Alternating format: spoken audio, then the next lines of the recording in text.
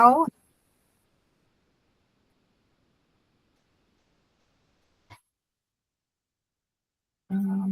Just making sure that I don't lose everything. So I do have the chat on.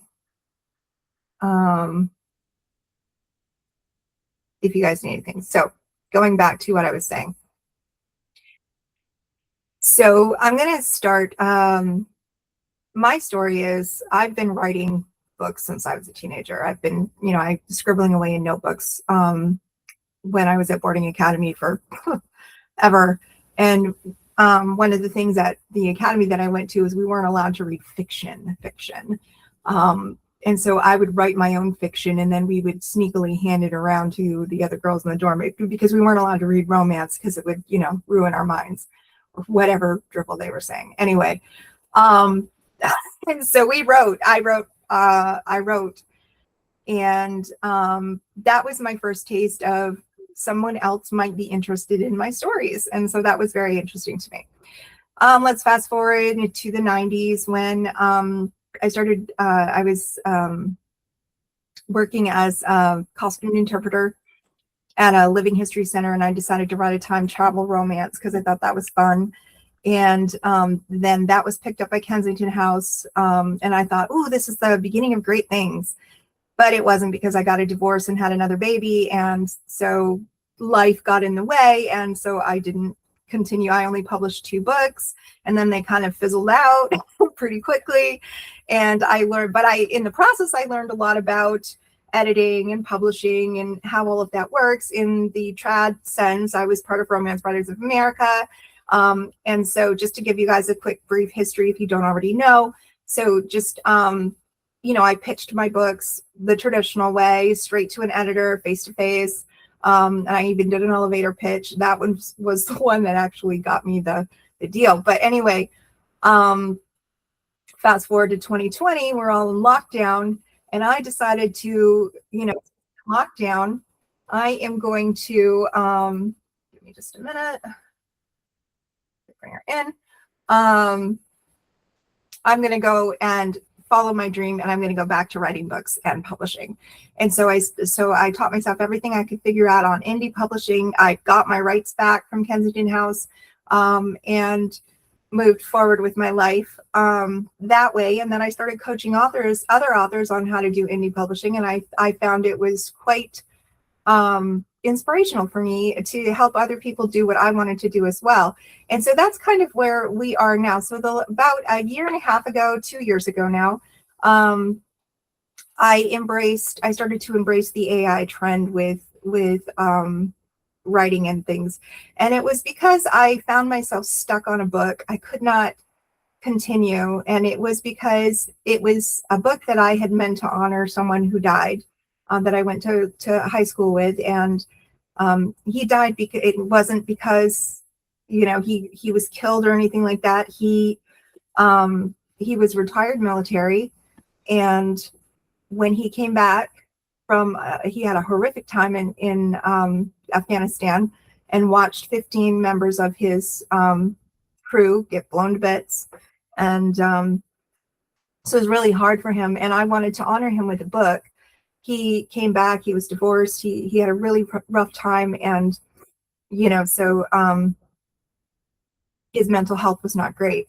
And I wanted to give him what he didn't have. So it was my way of honoring him, but I couldn't finish the book. Because it's really hard for me to write it. So I turned to ChatGPT at the time, and that helped me finish what I couldn't finish on my own. And that is where I started. I never thought in a million years that I would use AI to actually draft or do some ghost writing for me. And that is how I consider my AI tools. Claude is he helps with the planning, he helps with the drafting, he helps with the editing, and he's now helping me with the formatting. I tested that this past weekend with some success, so I was kind of excited about that.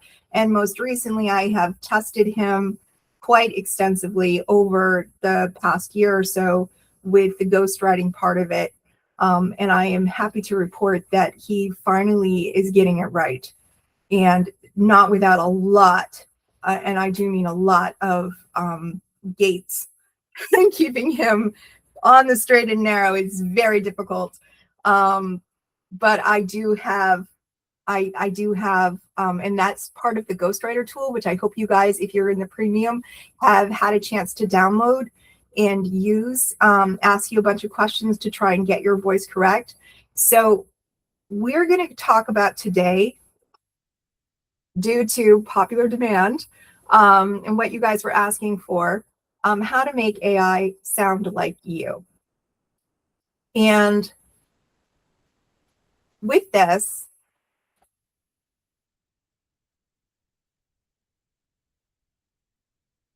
I understand. So I know that a lot of you have spent a lot of time and frustration pulling your own hair out, trying to make your AI tools sound the way you want them to sound.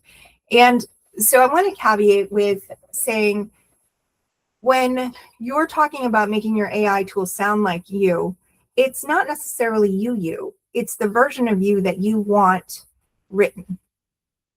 And what I mean by that is, when I'm writing, when it's just me writing and I'm just writing whatever I come out with and whatever flows from my fingertips, I'm more of a suspense author. But I've always wanted to write humor, like Katie McAllister, or and be able to have those laugh out loud moments where the reader just is like, oh my God, I can't believe this is so funny, this is great, and continues reading. I've never been able to write that way. I'm too serious, I think. I have the humor and I love humor, but when it comes to incorporating things, what the books I write, somebody always dies. I can't seem to get away from that. So I'm more of a suspense author, and I've kind of come to terms with that, but I wanted to be able to write more rom-com. And so that was kind of my goal, to write paranormal rom-com, because that's one of my favorite genres. I just haven't been able to write it myself. And so if you've read the experiment that I did with Dead Assets, that was an experiment where I wanted to see if we could write in the voice that I was looking for. So when you're talking about making AI sound like you when you're writing, and when you're using it as a ghostwriting tool, what you really are saying, and probably what you're thinking in your mind, is, how can I make this tool sound the way I want it to sound, so that it comes back with the ghost written, or the written prose that is what I want it to sound like. And if you want it to sound exactly like you, it's never going to sound exactly like you, because you're the only one who can sound exactly like you, because you write it. So whether you decide, for whatever reason in a story, you decide to go off on this tangent instead of on this tangent, which you normally would have gone off on, that's up to you, because you're the voice, you're the one behind it. So with AI, when you're using AI tools to create prose, and when you're using AI tools to write, the way you should rephrase that for yourself is, what is the voice that I'm looking to produce here? And so I have 11 different voices that I use. And they're not all, I call them pen names to Claude. Claude calls them my pen names, but they're not actually my pen names. I only have 4 pen names. Maybe 5. 4. I have 4, and I'm looking at starting the 5th one, because that one's going to be the paranormal rom-com. And I've actually started that one. So there's 5 pen names, but the rest of them are just voices. And what I mean by that is, that's the way I want you to write. So I will tell Claude, I want you to write in this voice and this voice, and this is the premise that we're going to use. And he will go, okay, that's a good combination. And so then you get the combination of the funny, and you get the combination of the like, if I wanted to do like a thriller and fantasy, so a thriller fantasy. So I have 2. So I have a fantasy writer, and then I have a thriller writer. And so you combine both of those, and then you get kind of the voice that you're looking for. And that's where, when I'm talking about different pen name voices, and I've put all of those different skills with all of the different directions that you can go in, like a medieval, or Regency romance, or the romantasy, or the clean cowboy, or the contemporary, or the sweet mystery, things like that. So what you want to do is you want to find your unique voice out of all of this. And you want to decide what it is exactly that you want to do. So you want to find the spark that you want to see in the work that your AI tools produce. So one of the biggest frustrations and one of the biggest problems when you start writing with your AI tools is they think about things in sort of a linear fashion. They're sort of their tools. This thing keeps telling me that I know I'm on the call right now. Thank you for reminding me again. Anyway, it's just driving me crazy because it's dinging so much. So it thinks a little more logically than sometimes we do. So it's checklist. So everything is, did we check this box? Did we get this right? Did we get this right? You know, did we have a protagonist? Check. Did we have an antagonist? Check. Do we have a plot? Check. Did we get a trope in there? Check. You know, so it's like a checklist. And the problem with that is we don't always think in that way. We're not like, oh, did we have the heat moment in chapter 3? Check. You know, and so that's why when you're writing out the outlines and everything, Claude is going to put exactly, and he graphs it even exactly where the heat needs to happen, and exactly where they need to meet, and exactly how they need to meet, and what the meet cute needs to be, and whether or not we've got. So if you understand that he thinks that way, and then he's checking off little boxes with everything that he's doing, then you can manipulate him into checking the boxes the way you want them to be checked. So that's why the prose that you get back when you just tell Claude that you want a certain scene, it's just like a little checklist. Did he hit this box? Did he hit this box? Did he hit this box? It doesn't sound like you, doesn't sound like anybody. It just sounds like somebody was checking off a box to make sure that these things were in that particular chapter. Okay, great. But that's not what you're asking for.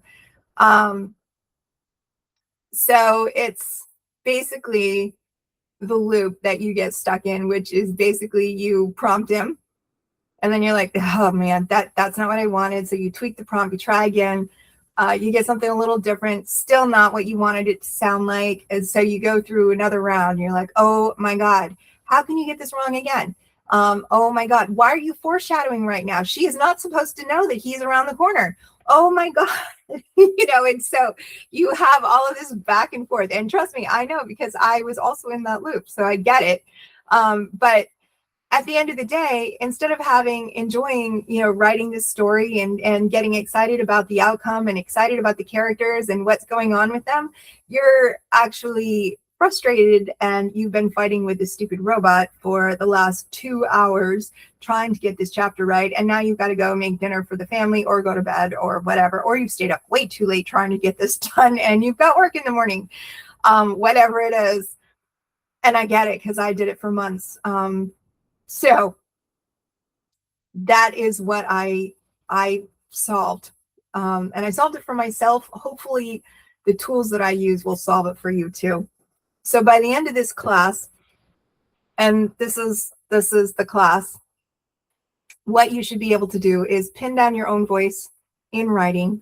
You should be able to build at least a document that you can paste into the AI and that you can catch when the AI cheats you. This is, and I've got another. There we are. We've got everyone. So basically, what we want to do is we want to, and I've got all the tools for you. They're all in the classroom. So when this class is over, you are able to go in. You can do the self-paced class. You can go through and, yes, it can work for character voices too. So if you're writing in a character, or if you're writing in first person, it will work for that. If you're looking to create specific characters that you want to make sure that they don't sound flat or wooden or all the same, like all my heroes sound like, you know, they're the dashing type, but they've got no flaws. That's not what you want. You need some flaws. And so it basically, there are ways to incorporate all of that and to get that in when you start the drafting process. So in the planning part of drafting your book, and all of those tools are in different parts. So in like Foundations of Claude, in that self-paced class, in the, I believe it's the 3rd and 4th segment where you're putting your projects together and then planning your books, all of those tools are in there. They're segments to do exactly that. And you set up the foundations so that your voice does not drift. And absolutely, if Claude created it, and that's where you come up with the characters and then you tell him what they are and let him create the character from there, and you tweak it with him. As long as he had a part in the process, he keeps it straight in his little brain, which is massive. Actually, he has a massive brain. But everyone assumes that the trick for figuring out how to tell Claude or tell your AI tools how to sound like you is just to load your chapters and let me just load your here's a book that I wrote, write like this. And everybody's like, that's what you do to get Claude to sound like you. And that works to an extent, but it's not the entire picture. Yes, Claude can copy, but it doesn't work the way that you think it should work. I've tested it. I put full books that I wrote long before AI came along into AI, and then I was like, here, regurgitate, and he didn't. He would still drift. He would still start the chapter with, she woke up in the morning, stretched. She could smell the coffee and the bright summer day. Like, what? No, we don't start our chapters that way. We need to start in the action. Who starts a chapter with she woke up in the morning and she walked to the kitchen and made coffee? Like, I don't want a play-by-play of her day. I want to know what's bringing me into the story. And without those type of guidelines and like getting Claude to understand that, sure, I've given him my book to upload and to say, here, copy my voice. And so he'll copy how you wrote it, but he's going to write the dribble. And it's still going to be AI slop because he doesn't still have those guidelines for exactly what he's supposed to write and how. So yeah, you say, it's correct, it's clean, but it checks boxes. It's checking boxes along like, oh, she wants this. Oh, it's got to have this. Oh, it's got to have this. We need to check different boxes. And that's the secret. That's the trick. You've got to get Claude to understand that those are not the boxes we check just because those are storytelling boxes. Those are not the storytelling boxes we want. Those are 3rd grade storytelling boxes. Those are not adult romance, fiction, thriller, whatever storytelling boxes. We need to start in the action. So the voice isn't in the rules, it's in the choices. You are the director. The pen name form that I provided is a huge, huge, huge part of making your AI tools sound the way that you want it to sound for each pen name.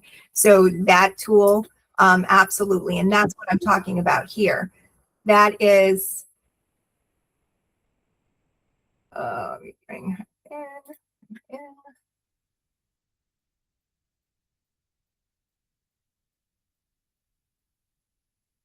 so it's part of the tool of making your tool sound like you. So you become the director of the pen name. So you want to make sure that the choices that are being made are the ones that you approve, that you want to happen that way. So when you are having your AI tools write prose as a ghostwriter would, and I've worked with ghostwriters way back in 2020 and so forth when I was writing, and I realized I wanted to write. I was trying to write faster. I was trying to do the whole rapid release thing, which has never worked out for me. And I'm still not trying to do it with AI tools. I started to at first, and then I was like, this is not going to work for me, because I really need to be a little more focused on what this is producing. And I prefer to be more focused on it. So I'm not, you're never going to see, oh, Jess wrote a book a day. Look at that. Not happening. Not happening. I might get to where I'm doing a book a week, but that's going to be probably not. Maybe 2 or 3 books a month. And that's, that's with a lot of work and mostly focusing on that. So to be completely real with you guys, I have not produced one of my own books where I've finished it, start to finish, completely ready to put out there since I think March, actually. I have 3 books right now that I'm going to release this month. But that is, I've been very distracted by the school and everything else. So, but yeah. So, and I agree with what Cameron's saying, your pen name is going to give your author the voice, but you also want to make tweaks for your individual characters that are rooted in character, which varies for both your dialogue and your point of view, depending on the character, how they are, and also how you want them written. So it's basically, the voice doesn't live in the rules. It lives in the choices. And I'm sorry, my dog's just decided that someone was here because my son dropped something, I'm quite sure.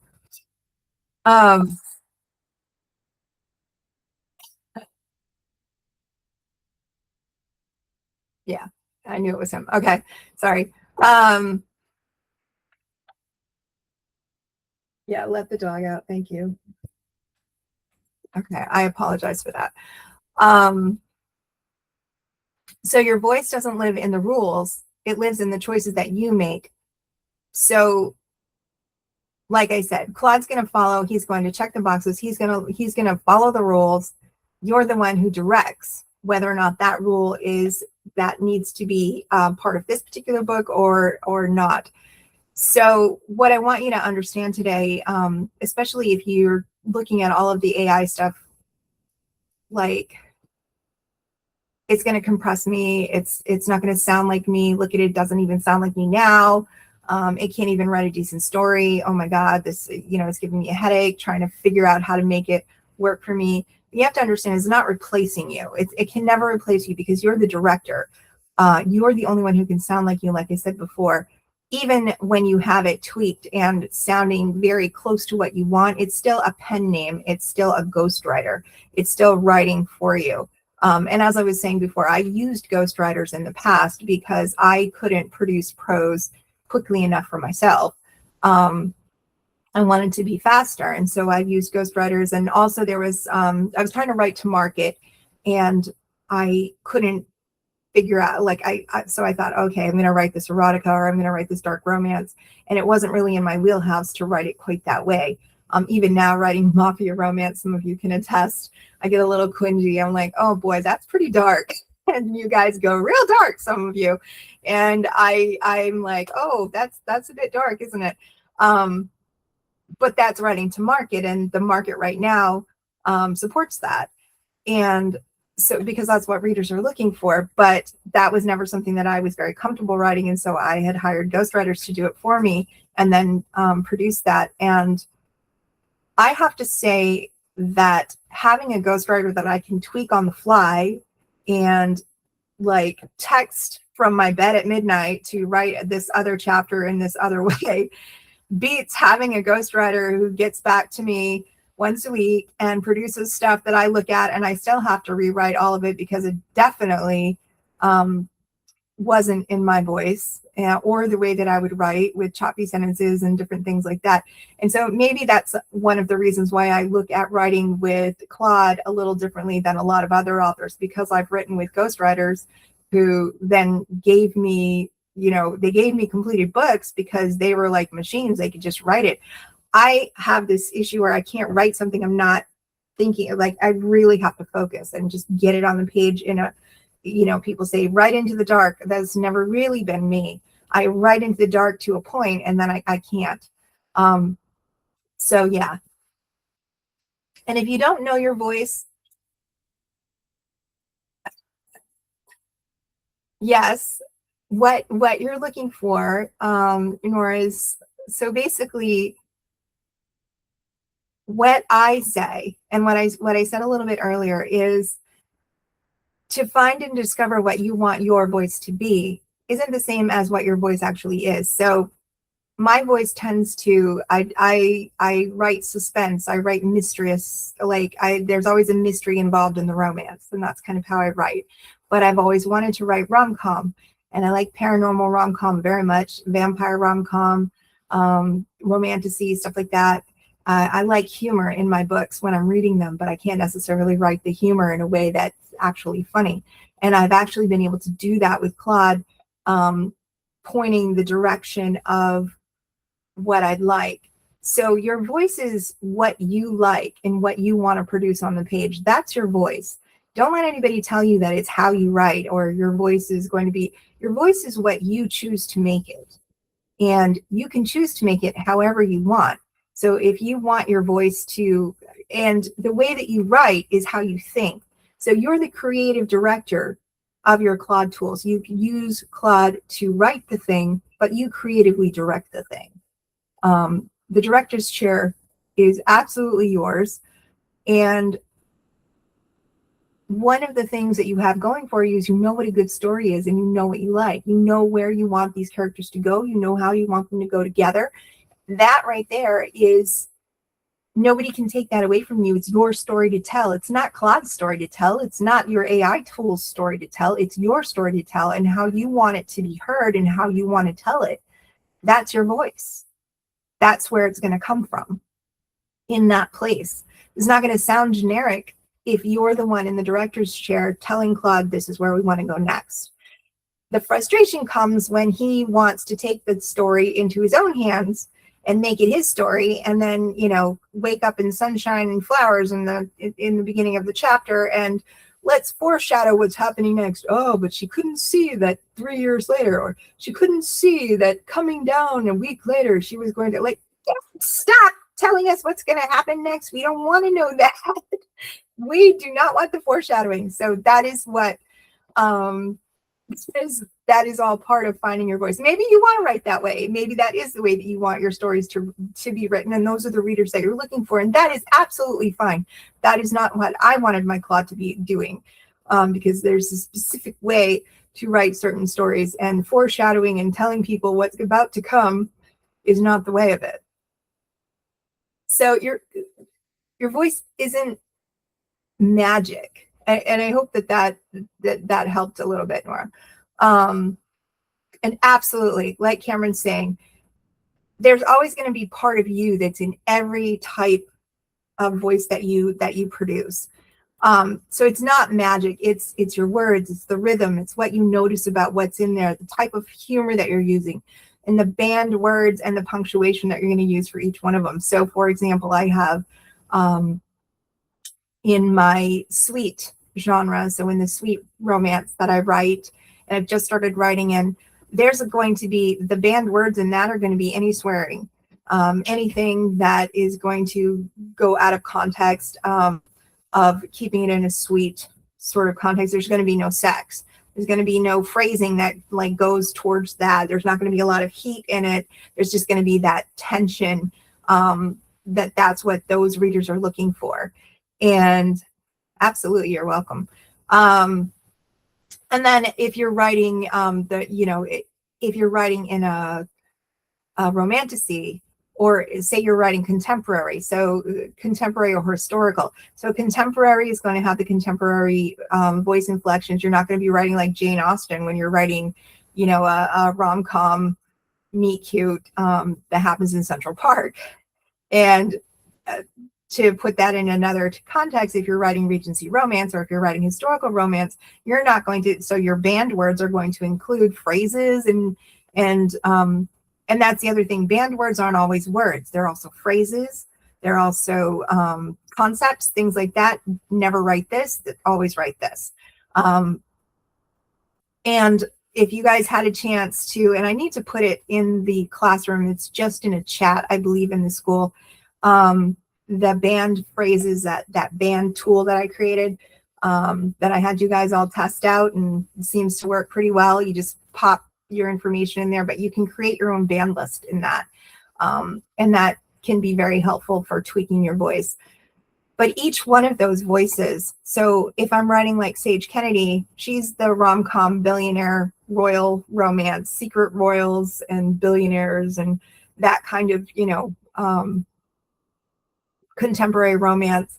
There's humor in there. The rhythm is different than if I'm writing under Ruthie Clark, which is more romantic-y, dragons, shifters, a little dark, a little edgy, a little definitely fantasy. There'd be some, fantasy type humor in there, but there's a lot more dark in there. Will she survive? Is she going to figure out that her fated mate is actually alive, or did she accidentally kill him? Just all of these other different things. So each one of these voices is going to be a little different than Marjorie Adams. She writes Regency. That voice is completely different than my Ruthie Clark voice. But the core of it is still me. I still make the decisions. I'm still the creative director of what happens in the story, where it goes, and how it gets there. So that's what writing in your style and your voice style actually is. So if you're looking at writing in two, so if you're writing the same scene in two different voices, so one way she felt a wave of emotion wash over her, and she realized the weight of what had happened, which is completely AI, like everybody writes that way. That's checking off a box. Oh, she felt the emotion. Oh, she's got this. Is it possible for pen names to sound the same or have the same style? Is there a rule it can't? People are people, and there's always going to be overlap. There's to go. So Ed Sheeran, he's written some songs, okay, and I'm just using this as an example. He's written some songs, and another artist was like, that song was mine, I wrote it first, and that's exact cadence and copy of everything that I wrote, because Ed Sheeran made millions of dollars with the same song that he, and I can't remember if he had made millions of dollars with his song too or whatever. All I remember is that there was a dispute about that, and it came down to, listen, some parts of the song sound similar to your song and some of them don't. And that is because there's only so many songs and so many melodies and so many ways that you can sing it. And I believe the same thing is true of voices and writing and pen names, and how you produce content. You're as creative as you can be, but people are people, and there's still going to be overlap. There's still going to be people who say, oh, yep, she's got kind of a voice like, Colleen Hoover. Oh, but she writes a little bit like, Katie McAllister. Oh, she writes a little bit like Jude Deborah. Oh, she's right. Those are my favorite authors. Joanna Lindsay. Joanna Lindsay was writing DubCon long before DubCon was a thing. You want to read some interesting stories, read Joanna Lindsay. God bless her. She's since gone, but she was one of my favorite writers and authors from the 80s. And she was the one who opened my eyes wide about what DubCon was. And anyway, my point is, when you're an author, if you're a reader, and most of us, let's face it, as authors, we are readers. You are a reader first. And so a little bit of everything that you've read is going to leak out in your voice somehow, because that's what you like, that's what you've ingested, that's what you've learned. It's the same thing as going to school, and then you learn how to speak French, and now you can speak French. The French language is the same. It's like English. You learn how to speak English. It's I hope that makes sense.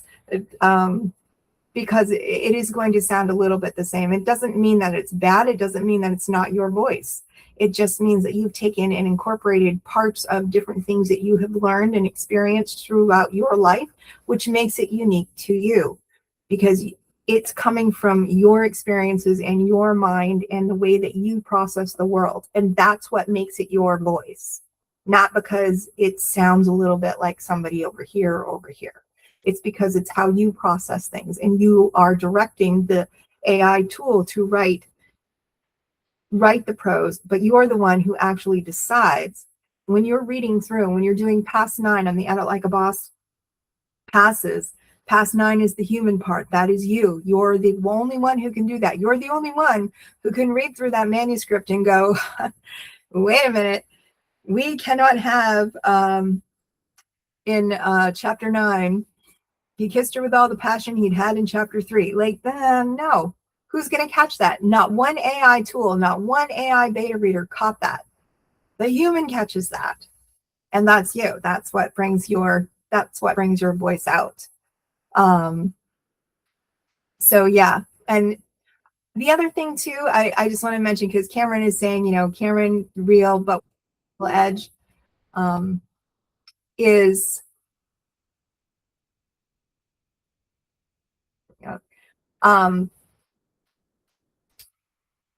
you can become something in your voice, in your pen name, that you may or may not be in real life. It gives you a little bit of freedom sometimes to say, you know what, this isn't who I am. I'm painfully shy and I don't want to talk to people. So I'm going to write a character. I'm in this is not going to be me. I'm going to be an open person, and I'm going to, I'm going to write characters who are very open, and we're going to it's another way. Or if you always wanted to write about something specific and never had the guts to do it under your own name, your pen name is one of the ways that you can kind of let that go and get out some of the things that you have inside you that you want to release. But it's still you. You're still the creative director of everything that's going on. So, and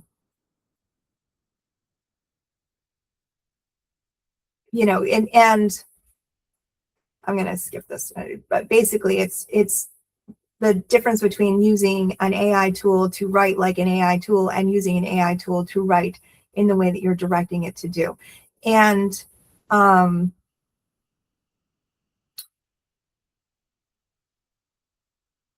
so your skill sheet, which is, this is what you're going to build. And you build it specifically step by step. And it's going to take you a little bit of time to build. This was not something that you like plug and play right away.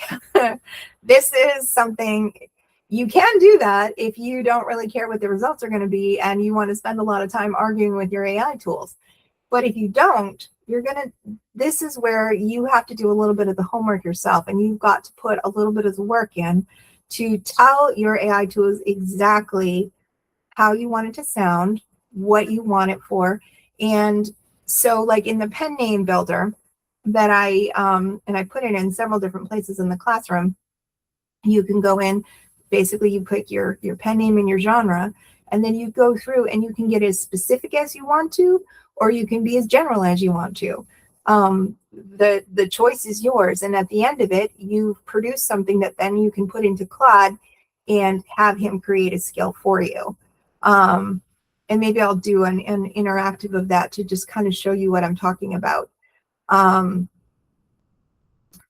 So this is basically the introduction and kind of talking about what this is all about. We're going to go through the how-tos, the results, and then we'll talk about the conclusion. So the first thing that you may want to do is take 2 paragraphs of your own writing that sound the most like you, and look at how that would work for you. Now, what I'm going to do now, and I'm going to see if this is going to change. Oh, good. Okay, so I'm going to go into school and go to classroom. And so The pen name launcher, which is a self-paced class, which if you are in premium, you have access to. This right here, these lessons, this is specifically have Claude help you discover your voice. So you're going to set up your own projects, your own Claude. So basically, this is what we're talking about. So you're choosing exactly what's what. This is all step-by-step walking you through how to use the pen name skill. And this is the pen name skill builder that we were talking about. This specifically was designed to help you create your voice. Because as I said earlier, each pen name is really a voice name. And so if you think of it as a voice name, and I call them pen names because that's what people relate to. That's what they understand. Maybe I should rename them voice names. I don't know. But that's specifically what this is. So with this, and this is a very detailed document, if you haven't already checked it out and looked it over and actually given it a try, you really need to. So you start with, you put in a pen name. You can put your date or create it if you want to. You don't have to put your real name in here. This are just things that you can reference for yourself at the end of the day. And if you have a tagline like paranormal romance is my jam, and I'm just gonna do, we'll just do Abby Jane. Let's do an Abby Jane. And you guys put in the chat information that you might want me to put in. We're going to fill this out and we're going to plug it into Claude, and I'm going to show you exactly how that works so that you can see step by step how we create the pen name and then how we add it into Claude, because I think that's what you guys we're looking for. So a tagline on this would be that, I love that, give no fucks.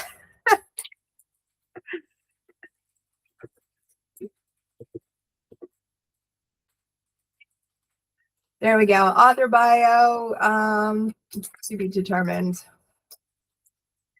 I'm not going to worry about how it differs. So our primary genre, what's our primary genre, guys?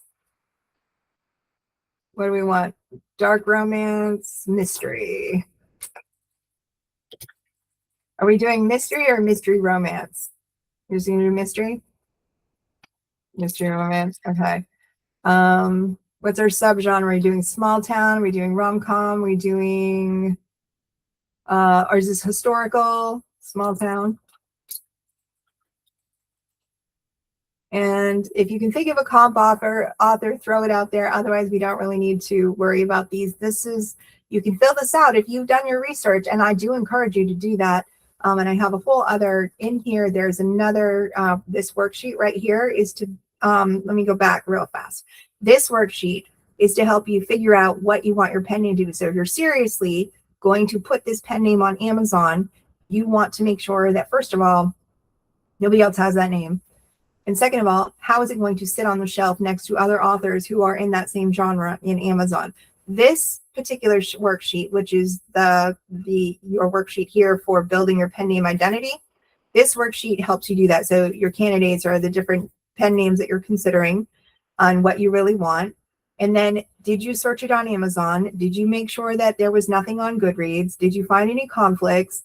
Why would this work for your genre? What genre are you writing? Why did you choose this combination? So you've got to get into the nitty gritty on choosing a pen name if you're serious about choosing a brand new pen name. And this is for you, Nora, to get down to the nitty gritty so that you make sure that it sits in the right place. There's nothing worse than choosing a pen name, getting all excited about it, and then you go and you release your book and you find out that your pen name that you thought was so original, yeah, you probably have a very original one. But there's nothing worse than finding out that the pen name you thought was so original is also out there under a different genre. And also, so now you've got to fight with that person about, whose pen name is it really? And so, and then choosing all of this. So this here is when you're being serious about, setting all this, this is what you fill out before you get here. Okay, so this is for you. This is your worksheet to figure out what you want your pen name to be, how you want to set it all up. This worksheet is for you and not Claude. And it doesn't have any Claude prompt thing in here. This is just for you. And so I created this so that you would understand. And then you can print it when you're done. You can print this out, or you can save it in a PDF, or however you want to do that, so that you have your information. This is the research that you do to figure out what you're going to do your pen name. So once you figured all that out, you come over here and now you fill this out so that you can put it into Claude. So if you've done your, oh God, really? Let's do that. Killing me.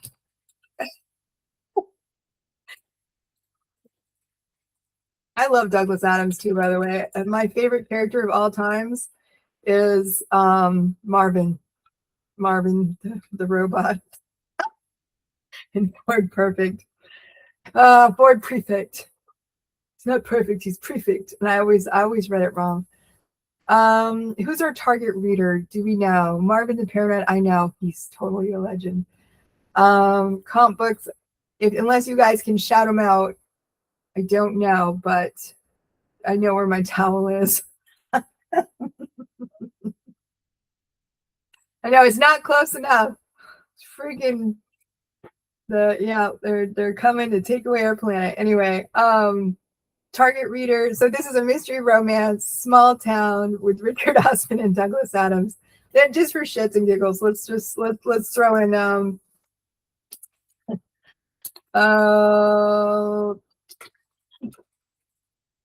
maybe I should put Drew Devereaux in there.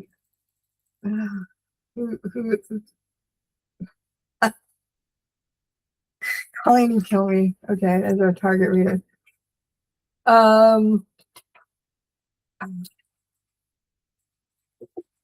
There. What's our Amazon category, guys? Oh, Nora Roberts. I could throw her in there too. I was just thinking if I put a paranormal author in, like, we're really gonna go all out here. Don't necessarily have to put those in there. We're going to leave that alone. So what's our heat level? We've got, and this is for our content boundaries. So this is in section 3. You want to be specific because Claude is going to follow these like they're boxes he's checking off. Okay, so this is where you want to make sure that the boxes he's checking off are the ones you want him checking off. So what's our heat level, guys? We want to be sweet, or we're going taboo, or somewhere in the middle. Mild to moderate. Okay, moderate.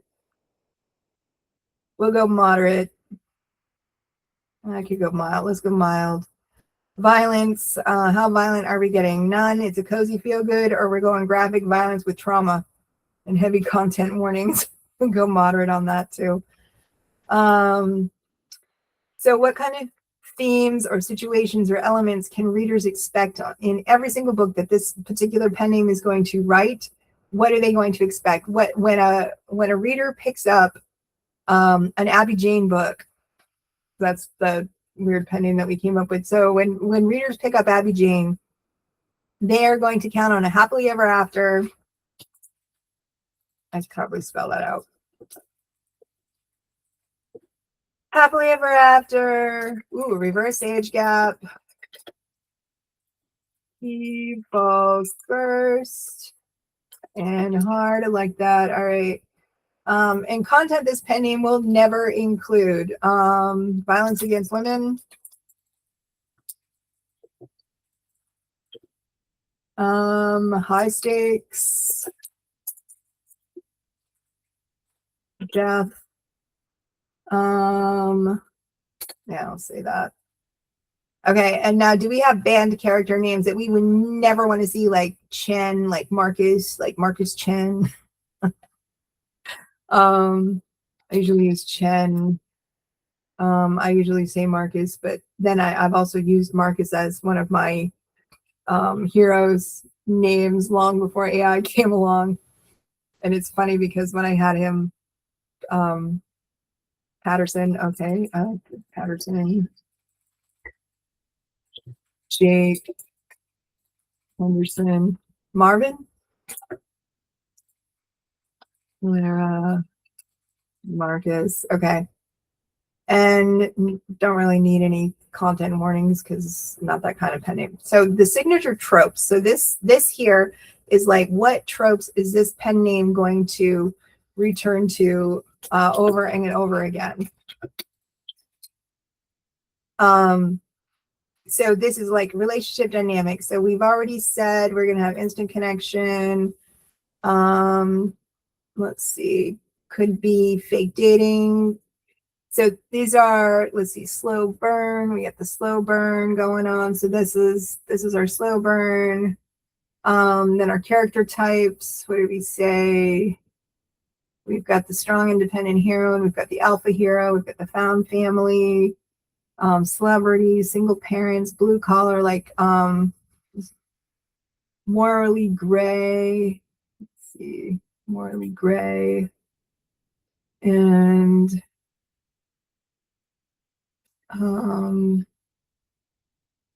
forced proximity. Let's see, situational. Oh, we already said small town, so we'll check that one off. And then this is, so if those tropes are not here, you can also add them here. So the others that we were talking about here, I'm going to just throw these down here. And tropes that we avoid. Those are the ones that so if you were to tell Claude, write, we're going to write a book in Abby Jane's pen name, in the Abby Jane name, or the Abby Jane style. He knows immediately that you're going to, this is probably going to be a slow burn book. It's going to be morally gray. It's going to be small town. So he already has those kind of dialed in. So the suggestions that he gives you are going to be branded towards that.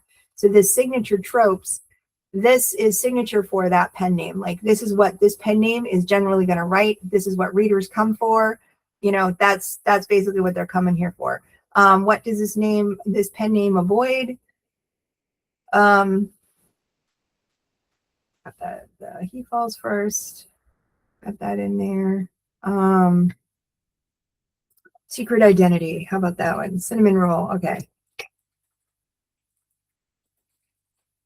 Cinnamon roll. Single parent. And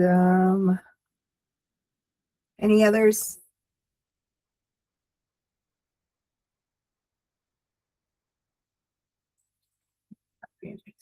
There. All right, and so now we're in voice and tone. So this is section 5, and we're midway through. We still got a little ways to go. So how do you want this to be warm and witty? Obviously, we don't want warm because we're going angsty on this. So, you know, what's our humor level going to be? So our overall tone would be, I like snarky. That's my favorite tone.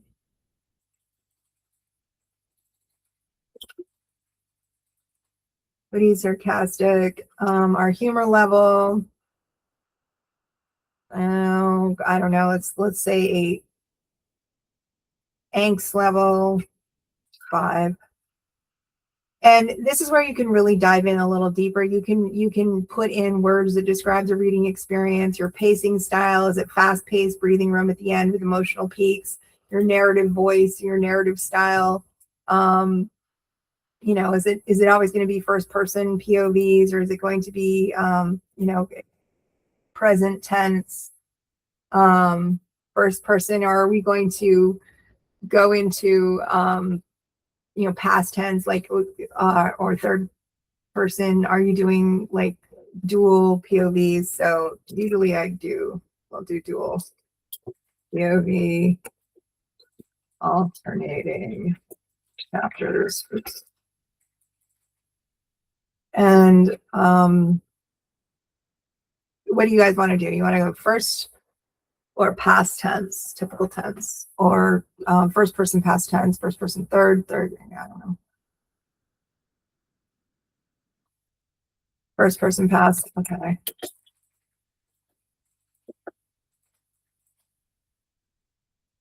And we'll say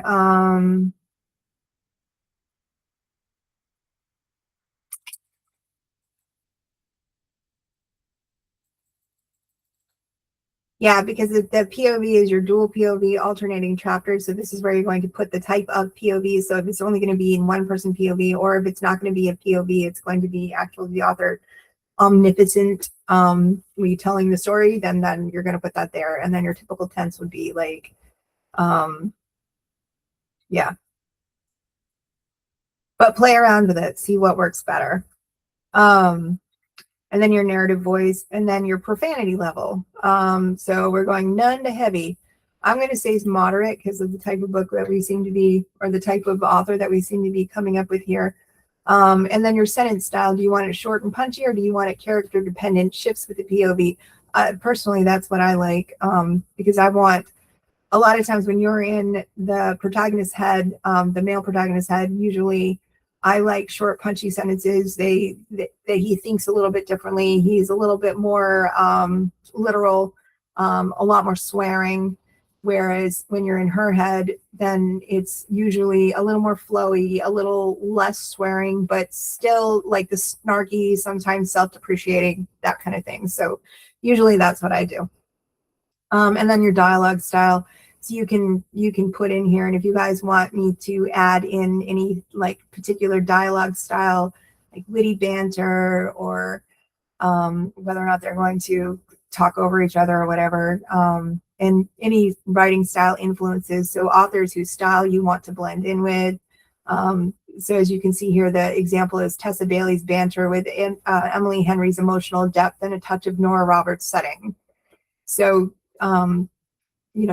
that's one way that you can kind of bring in a little bit of an aspect of each different type of voice. And then what makes this voice different from your other pen names? So if someone was to read it without the cover, what would it tell them about this particular voice and this particular pen name, which is going to be different. So you can fill this out, or you can leave it blank. You do not have to niche down that hard. But if you do, the more you niche down, the more specific your voice tone will be, and the more specifically Claude will write it. Because again, these are the check boxes that tell Claude what boxes to check when he's writing. And then your point of view rules. So this is where you're saying a single point of view per chapter, no head hopping under any circumstances. That's usually the rule that I make. And that's why it's in there, because these are actually my rules, and Claude just used those as examples. So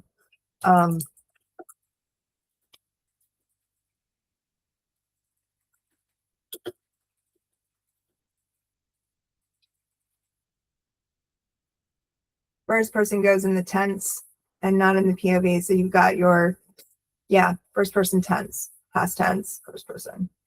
I believe that's dual first person alternating chapters. Yeah. Past tense, first person.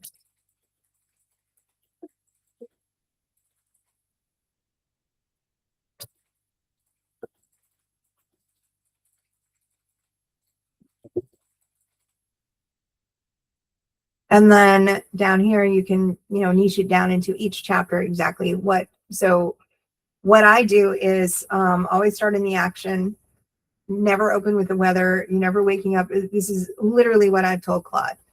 No slick folds, exactly. But start in the action.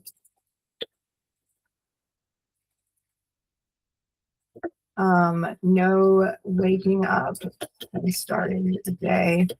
Day has already started. We are in process. And then the ending. You ending mid-scene with forward momentum. There's no cliffhangers for their own sake, and no philosophical wrap-ups about and nothing saying and if only she could see that tomorrow she was going to actually like him. Like, oh my God, please spare me. Is not how we're writing this book.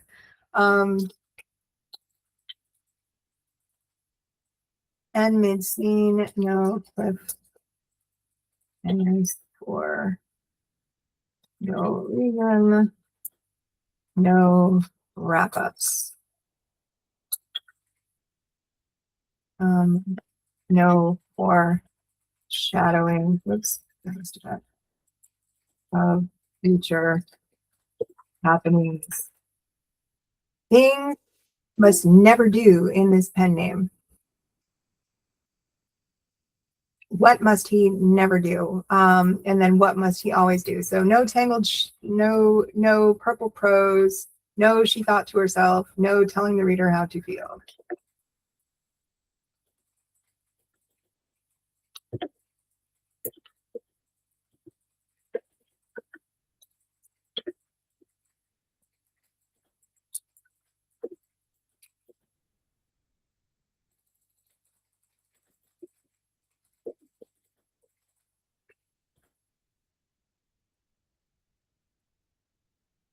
Person as perspective is rendered in how it is interpreted.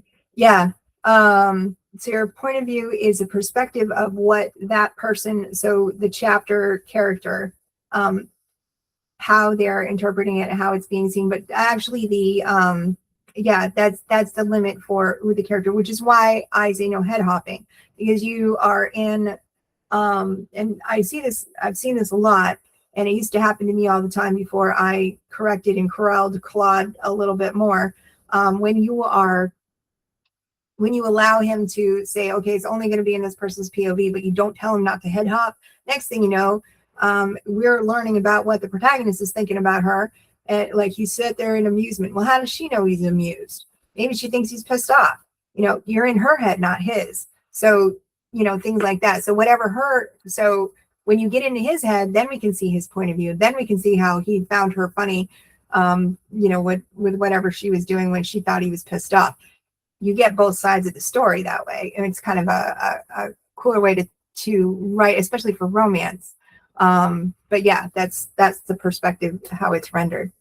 So things that you want Claude to always do, very sentence openings.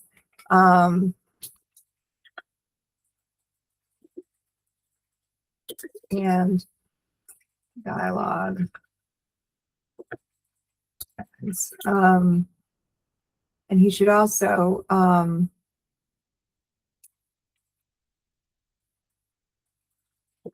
lengths. Oh, whoops. There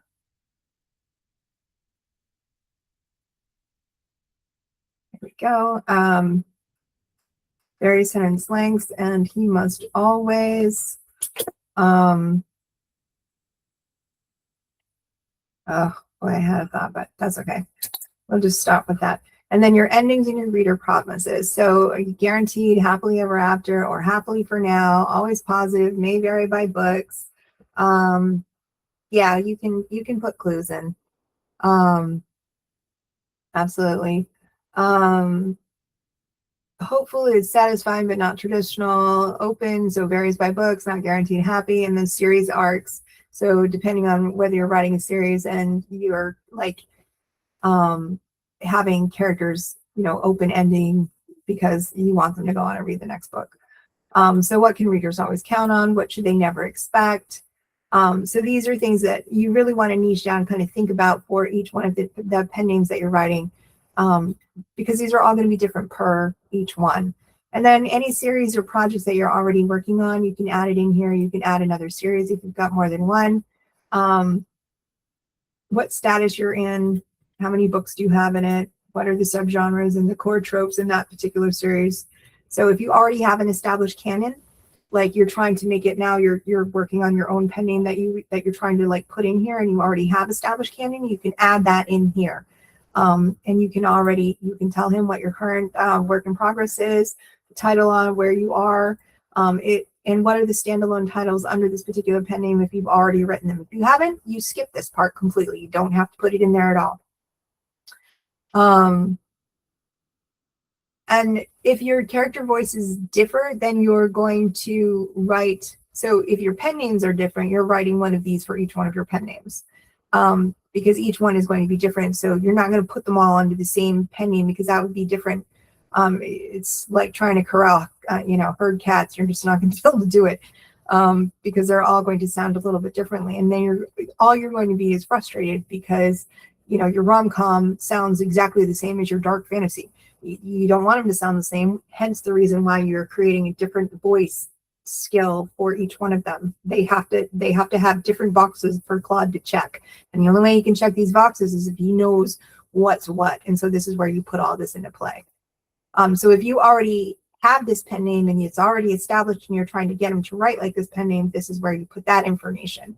And if you have any planned or future projects that you already know about and you're already working on, that's where you're going to put that.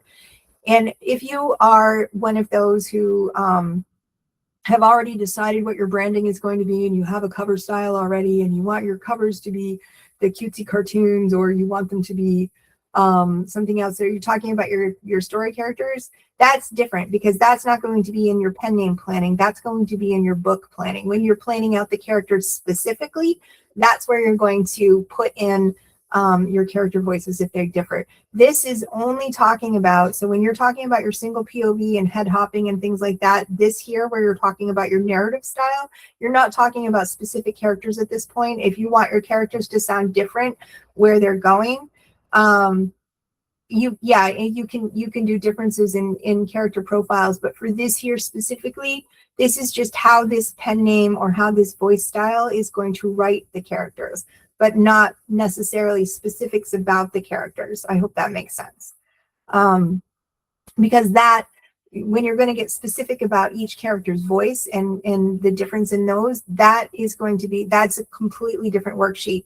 And I do have that. It is actually in the classroom. And if you go into Foundations of Claude, if you're a premium member, you go into Foundations of Claude and you start up. This is where you're building everything from scratch, and you're starting right from the foundation, setting your Claude up so that he understands who you are, how you write, what you write, why you write, right down to every part of it. This part here with the building your secret weapon and what is a skill and all of these skill things, this particular part of the class was rewritten like 6 times, because that is also the pen name class. So that it's the same thing. So building your secret weapon is your pen name, and that's what we're talking about right now, and that's its own class. So I probably should put here, it is its own class, that I didn't do that. But you can also grab the beta reader, build your beta readers right here, your editor right here, what you're looking for in your beta reader and your editor, and then this is your pen name skill builder, which we are right now working on. So that's all part of this. Yeah, absolutely it does. That is what I was about to show you. That's what I wanted to show you guys. So you get to the bottom of all of this and you filled everything out and you figured out your branding, you generate your Claude skill right there. And so this here is what Claude you've now generated. So you copy to clipboard, and now we're going to go in here. So yes, I am Boss Lady Jess. That is right. That is me. But that's also how I know I'm in the right Claude. Because I have 3 or 4 different Claudes. I was going to do it in a bare naked Claude. I'm just going to put it in my regular Claude because it's a whole entirely new pen name. And so as you can see, I have a few skills in here, and some of them are pen name skills. And one of the pen name skills, I'll just point out a couple of things that I have going on in some of my pen name skills. So one, I probably scrolled right by her because there's so many here. I'm looking for Connie.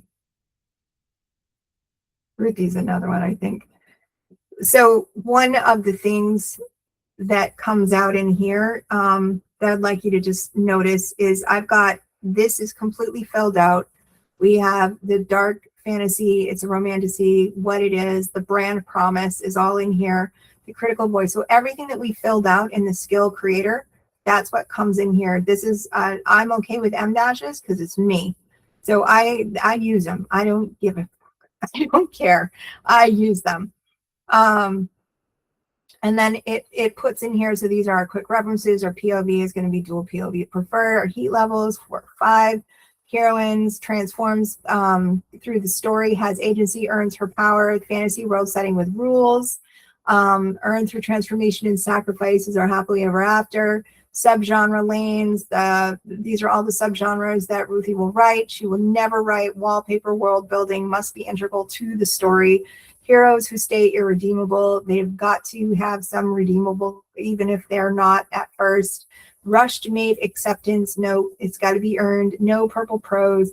Always includes hero's transformation through loving her, the heroine's transformation through her own journey, stakes beyond the romance, the bond being earned, not just fated, and then scene checklist. Before completing any Ruthie Clark scene, he's verifying. And again, I was telling you about the checklist. This is what I'm talking about. He has to have his little checklist.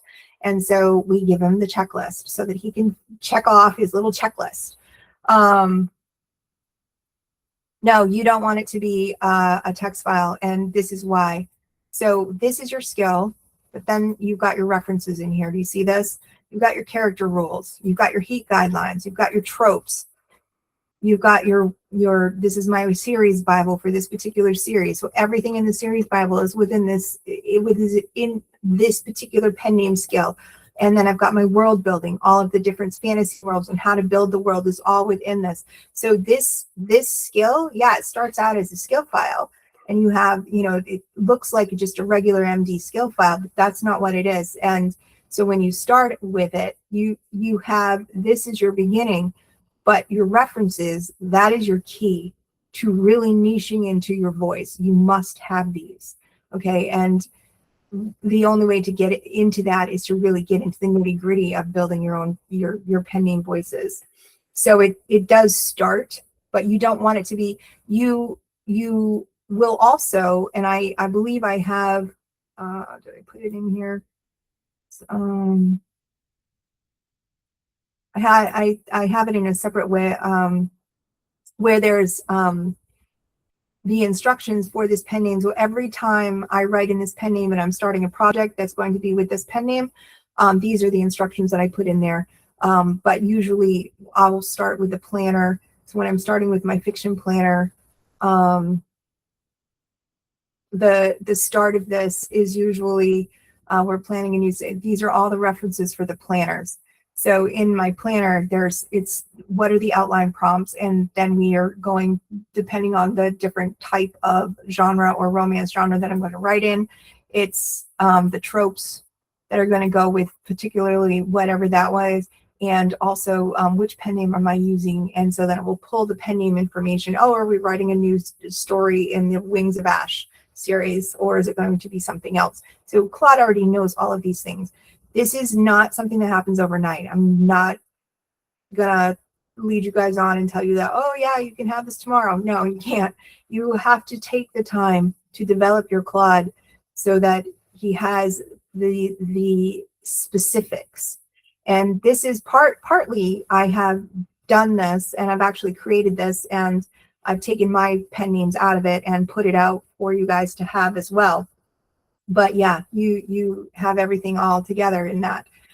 So an example though of a pen name that isn't as well developed is, well, it's not Sage, because Sage is now, this one is slower developed. Like she doesn't have a whole series or anything like that. And this one too, it's got comedy in here, where, Ruthie doesn't have comedy.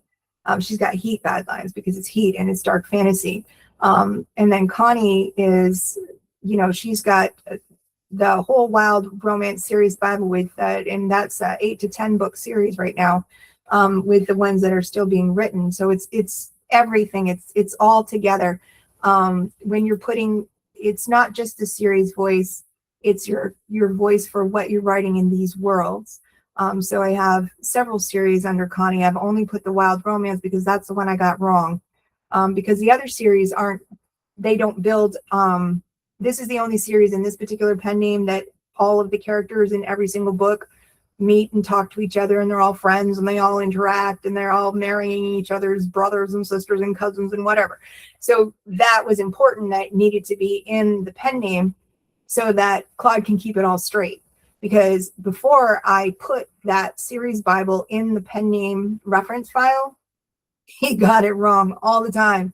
He could never, ever keep my characters straight or where they were supposed to be in the world. He was making the doctors the lawyers and the lawyers the doctors and the lawyers the farmers. And I'm like, no, he's not a farmer. He's a freaking doctor. How many times do I have to tell you this? So yes, he does. With the series Bible and putting it in the pen name skill this way, finally he gets it right. He's finally getting it right. So, but this is, again, this is something that you have to develop. So you develop your series Bible with him, and then you have him put it in your skill for you. And he does keep it all straight. But that's the reason. And this is a pretty robust Bible. It tells him right at the top how he's supposed to use it. These are all instructions for Claude. You know, this is, Jessica has decided it's a fixed truth. This is established. This is a drift. The book is contradicts established canon. And see, I was drifting in my own series. I was doing it myself. And so part of trying to get this all fixed was, you know, using Claude to help me keep things straight. And so these are the ones that are out right now. And then I'm working on 3 more. Yeah, right here. And so it knows, and then it knows, you know, there's other to be determined, or these are going to be another crossover series that I'm going to use. But yeah, no, it's I hadn't thought of it either. It was something that came after long hours of frustration, going with the back and forth and figuring out, if you put in your pen name. So Kelsey Croft, this is the new one. Okay. This is the one that now notice Kelsey doesn't have the reference files. She doesn't have anything because I've just started this pen name. This is the pen name that wrote Dead Assets. So I use this pen name to write the Dead Assets book that is in the school. Everybody, whether you're free or not, you can read it. And it's all in here. This was written by Kelsey Croft. It was supposed to be the Kelsey Croft pen name. Everything in here. And I even go through with you and I show you exactly, this is the premise document. This is what was baked in. This is what I've asked it to do. This is what he regurgitated based on what I told him. And we started all of that here in, and I'm working on this whole prompt to publication, trying to get this going so that he asks intake questions, and then we route it to, you know, who's it supposed to go to and all of that. But this was created with my fiction planner. So we start with the fiction planner, and each one of those we start right from the beginning. So we start with the drafting prose. So we're not drafting in this planner. Do not use this skill for drafting, editing, beta feedback, or book marketing. This is specifically, sorry, a lot of S's right there, but this is specifically to when I'm starting a new book or series, or returning to a stall. Oh, Vern, I'll see you later. And thank you for stopping in. And you can watch the replay too. That's why I hit record. And we have about a half an hour, a little over half an hour, because I'm stopping at 3. I have a hard stop at 3. So basically, to use this particular skill, this is all it does. It's planning a new series. We're starting a new pen name. We're mapping out books. We need to build the story and the codex and the story Bible. We're setting up the book, doing the outline. What tropes are we using? What's the story promise? Chapter prompts for this particular book. So this is just the book planning. And each one of these, we've got our outline prompts. So if it is, and it's right in here. So the prompt itself is within the skill. So yeah, skills are something that are so underutilized and misunderstood and not really taught. And what I have come to realize about skills, and so all I do is, everything that I do is focused for writing, for authors, for publishing, and now also for teaching and doing classwork, things like that.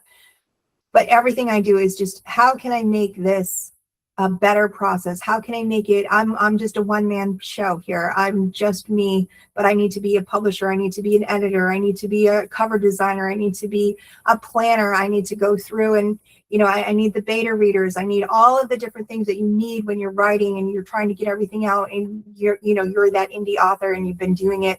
And you just need a little bit of a break. Maybe somebody else can take over and think about that for a minute. And you already know how you want your story to go. You've decided in your head, okay, this is going to be this type of a story, and we're gonna write This is how they're going to meet. This is how they're going to, but now you got to write it all out, and you got to outline it so that you stick to to what you've just thought of and what you've written out and everything else. That's the hard part. That's not the part that Claude takes over for you. He plans it all out for you, and he takes it from from start to finish. So in here, I show you exactly what this produced for me. So this produced the premise and the entire document, what the story promise is, the whole premise, what it is, and evaluated. These are the boxes that he's checking off for us. And then the trope stack. What are the tropes in this book? And this has made a huge difference as well for Claude to understand how he's supposed to be writing these things. If he doesn't have the trope stack, he tends to go off on his own little tangents and what the book's supposed to be. But if you say, no, it needs to have these tropes, and this is how they interact and how they make each other stronger and what we're doing here.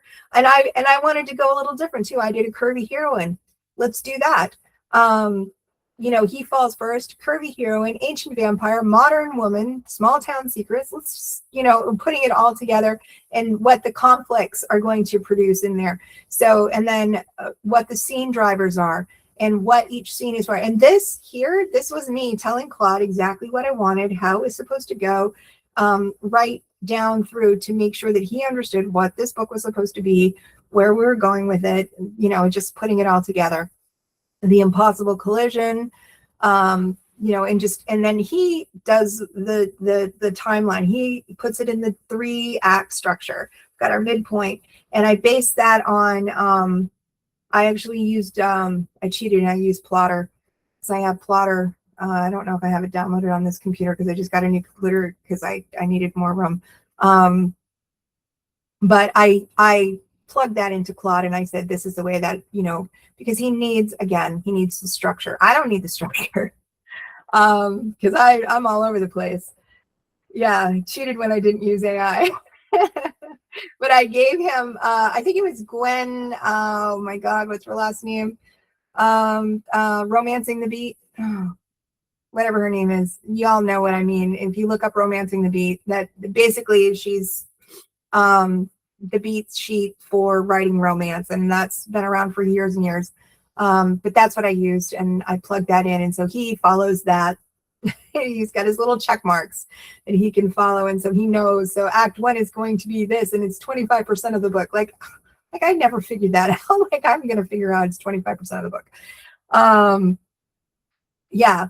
If you put it in your skill, then you don't have to keep giving it to him. You give it to him once and you're done. There, hand it off, let him take over. And so now he's got it in this. So in here, he's got it in the skill. He knows Act 1 is 25% of the book. Act 2, 25 to 50% of the book. This is where they're building something together alongside. Forced proximity becomes routine or whatever it's going to be. So this is a contemporary. The dark romance is going to be different. So the dark romance has a completely different setup and a completely different outline prompt. If you're doing a motorcycle, an MC motorcycle club, this one has a completely different way and completely different prompts and completely different things in here. Paranormal is completely different. Like they're all completely different. This is the reference files for outlining the book. And then the tropes that you use for each one of those. If you're writing a dark romance, this is what you're supposed to have in there, and you never have this. So this is all part of the reference files for this particular skill. And this skill, I think I've given it in here somewhere, but I'm not 100% that I did, because I think that one is the banned words and phrases. So that's just that. These are all of the editing passes that each one of these. So, but that's the editing. So I'm trying to think if I put that in planning. I don't believe I put it in foundations, but I did in a way because each one of these builds on the other. So going back to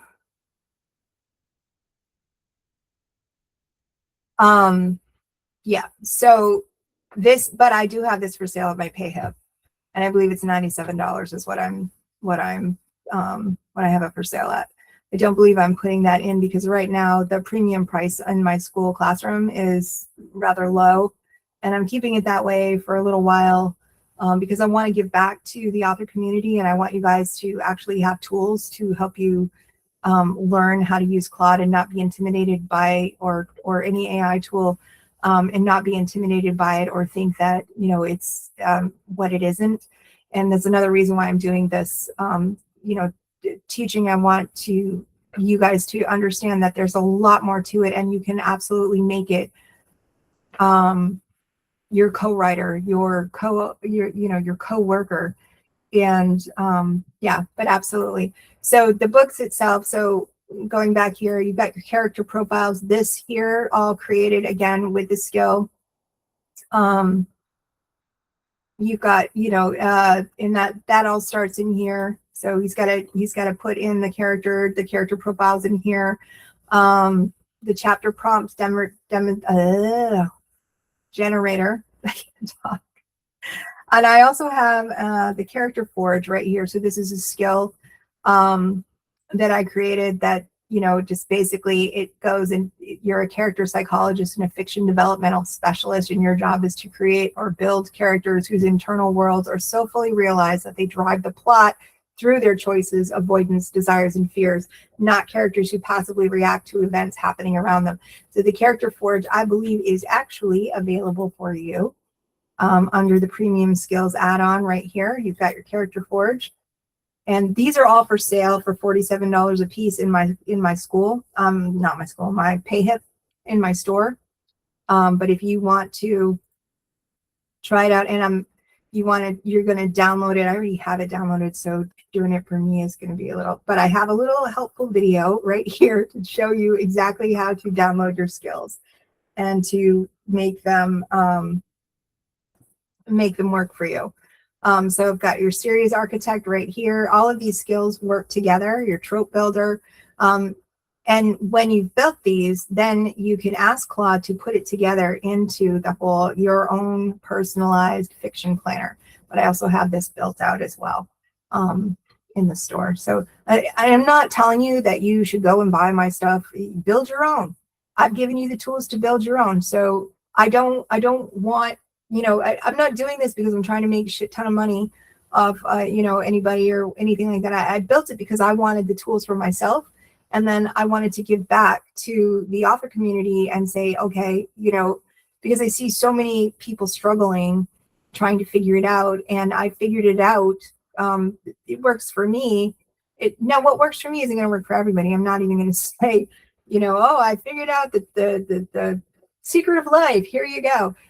Doesn't work that way, because my secret of life is not your secret of life. You have your own secrets of life. You have your own path to go. You have your own things that you're looking at. And if what I have built and created can help you, then that is what I'm hopeful.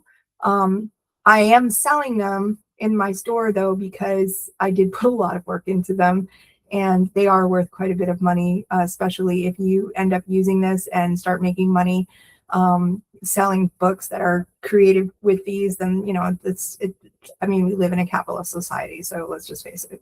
That is me trying to be a capitalist, which doesn't really work very well, but here we are. But that's everything from the planner. And then I created the ghostwriter skill, and I've given you guys the skill in here to create your own ghostwriter. And he asks you some questions, and then he creates the skill for you. My ghostwriter has the progress plot, so it knows, and it goes back and forth, and it writes something. It knows what it's not supposed to write. It's got the ban list in here. It's got his craft and logic pass. This, again, these are the checklists. This is a checklist that Claude needs. He needs to know that he needs to read this before drafting. He needs to go back and needs to show something true. Now, I was wondering, and before we get too much further, because this is, you know, and then the engagement loop, the big question, the head fake, the rehook.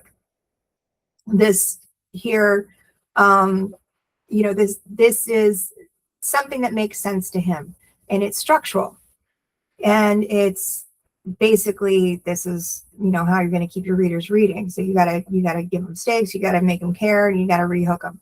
And then your heat calibration, and then this is gated to 4 different pen names. There's like gate, read first. This only applies when you're drafting.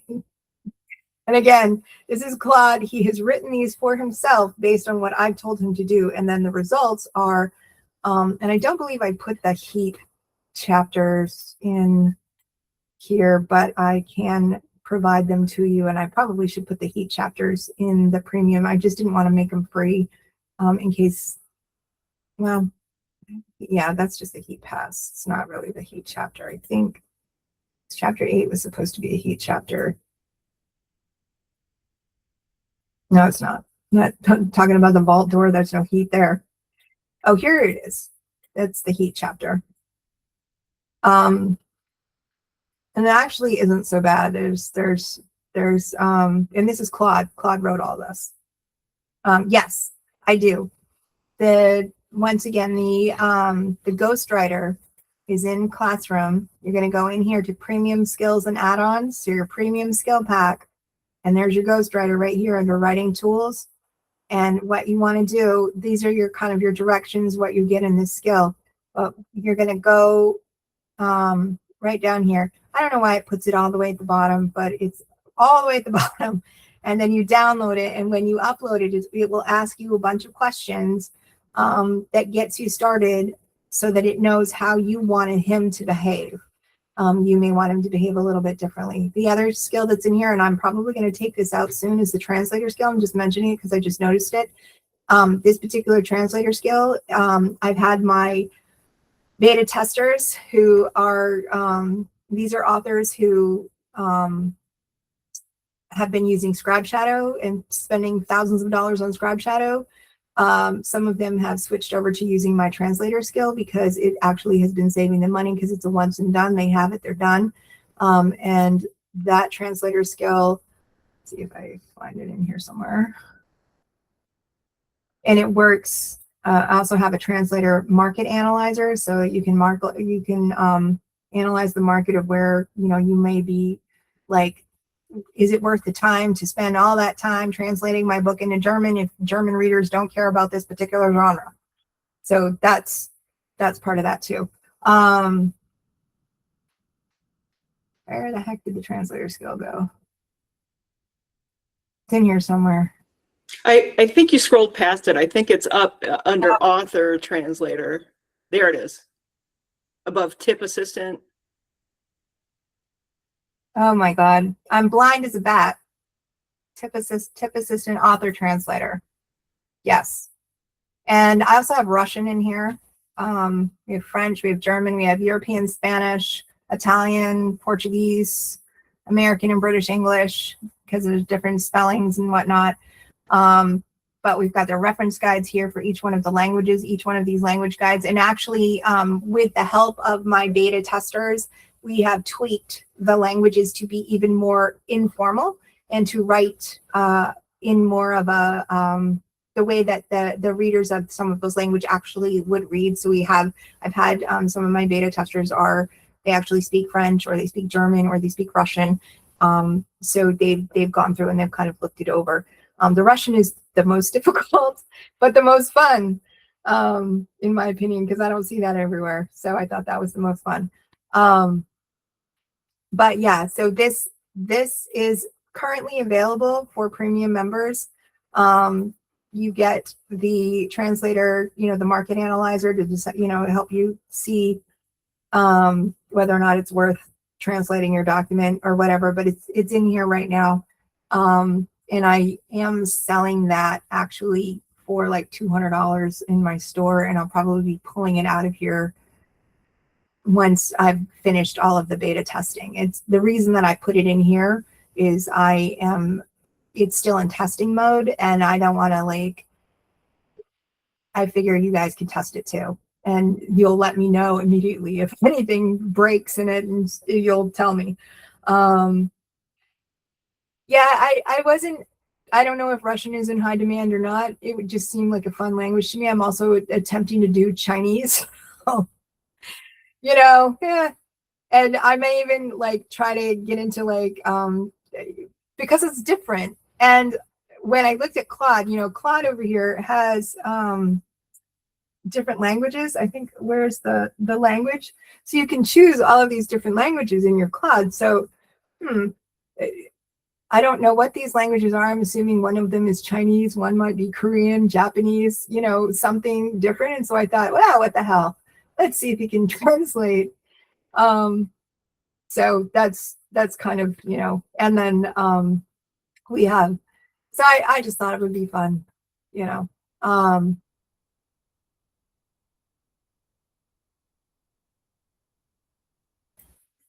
Somehow I turned off my mic. I'm sorry about that. I'm not sure exactly how I did that.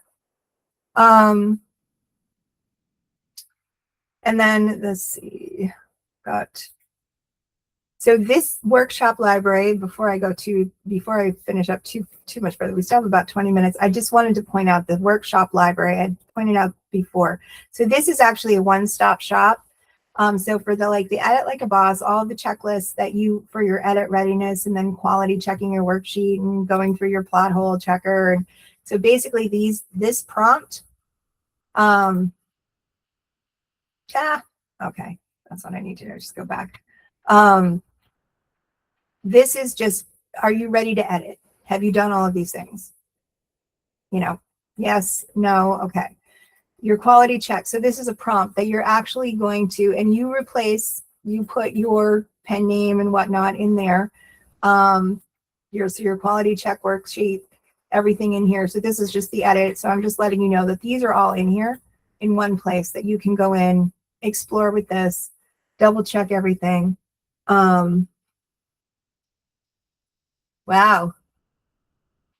Yeah, see, so Marina has a point too. There's a lot of millions of people from the USSR, which they only speak Russian. So it actually gives them a way to be able to read. And I think the Russian that I have in the translator is more formal Russian. So we're still working on trying to get it to be a little less formal.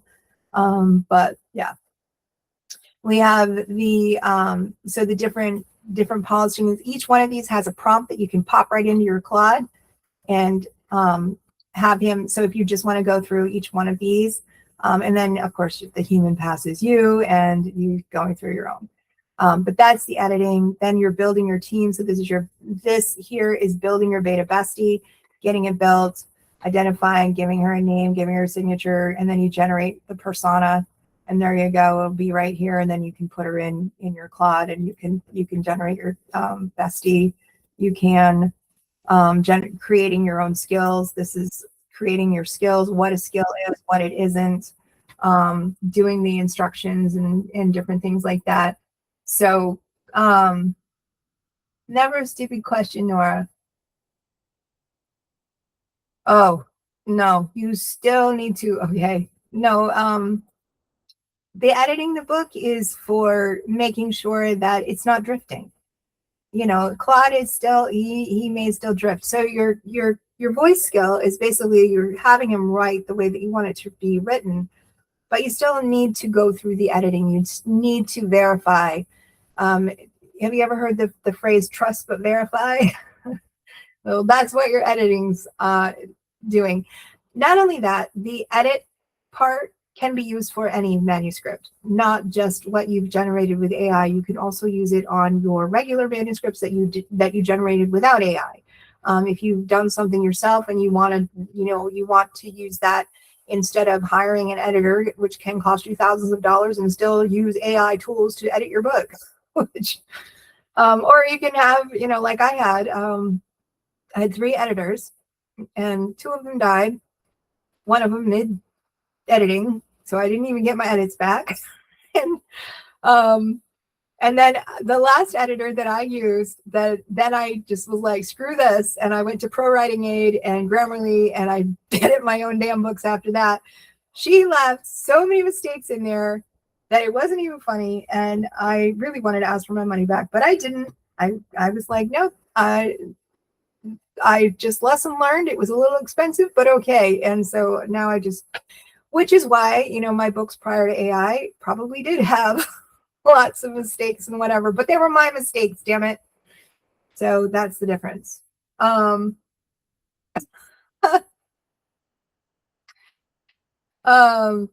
yeah, it takes time. So you use the editing system here, and that's all in there. You can build your own team right here. You can audit your own book. so I have a bunch of things in there. There's a bunch of different things for you. So if you wanted to use something outside of Claude, setting up custom chat GBTs, how to do chat or GBTs, how to create custom gems, grok agents, and using more than one for, what you can use, what might actually work, what have you used, and how Notebook LM is like the author's secret freaking weapon, and it's freaking awesome. If you haven't used Notebook LM, absolutely you need to. And then I also have ads for Amazon ads for authors. You've got your keyword research notebooks, research your keywords, put your categories in there, all of this stuff. Your campaign builder, your ad performance. I'm also going to do a meta one for Facebook, and then your book marketing channel. And this part here is what I was going to be teaching with Launch Like a Boss, which starts tomorrow at 11 o'clock. And yeah, absolutely. Everything under the premium membership, I'm just like I'm using you all as my beta testers, and I'm testing it and it's working for me. Does it work for you? If it works for you, then yay, I'll put it in the store and other people can find it and buy it. But if it doesn't work for you, but it worked for me, then obviously something's broken, I need to fix. So then we fix it.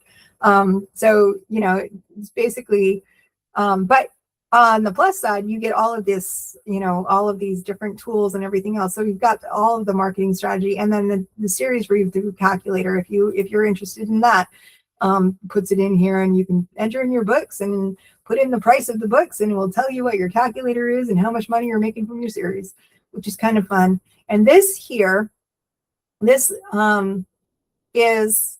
and I meant to bring this up a lot sooner. I'm so glad that I went through that because I forgot that I put it on here.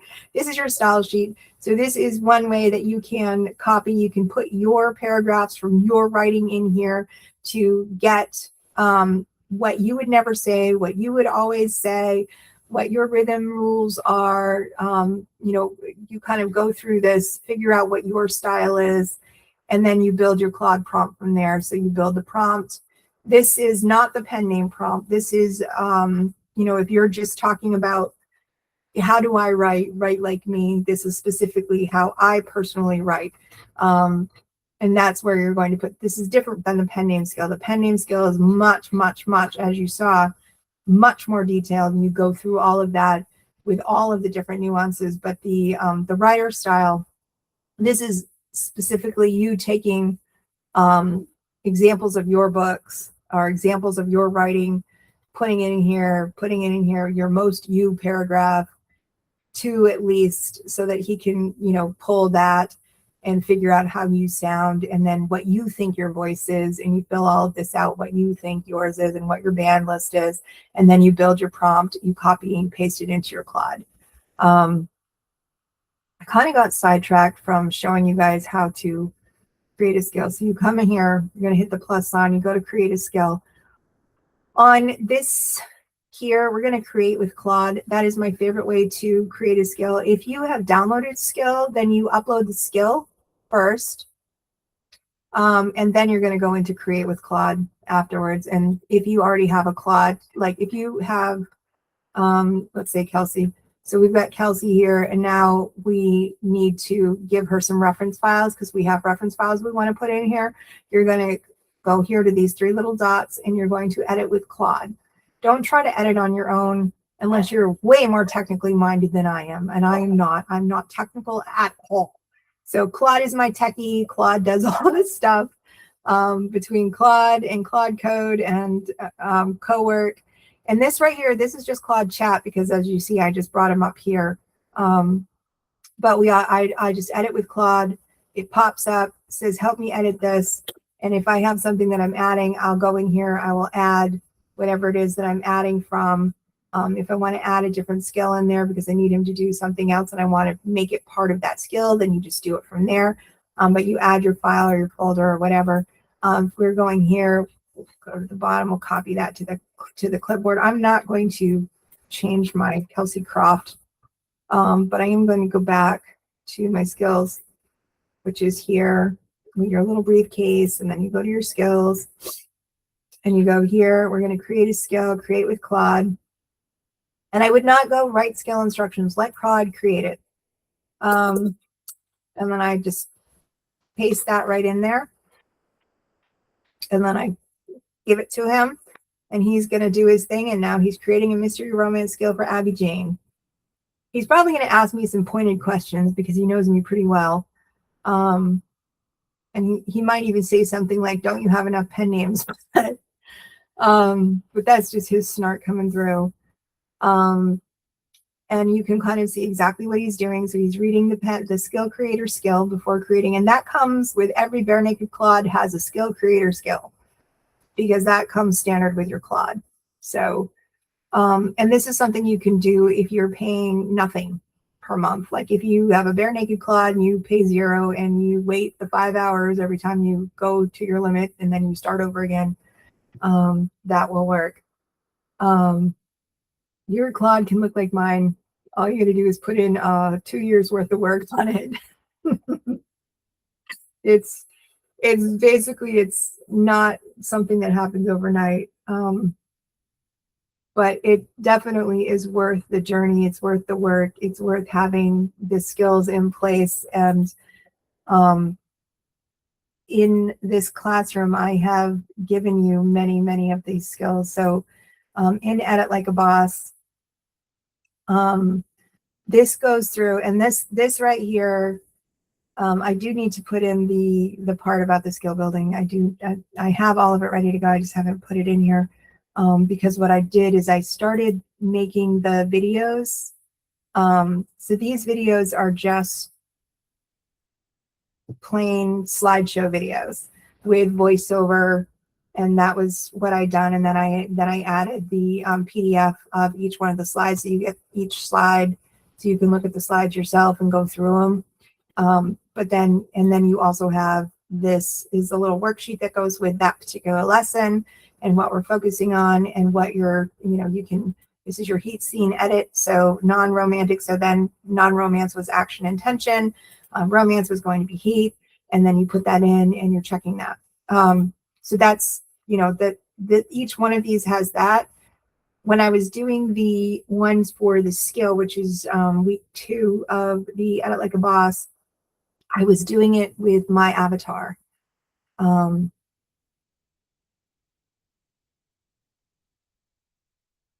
the Edit Like a Boss, you don't need to worry about what pen name is editing. It's the same. It edits every pen name.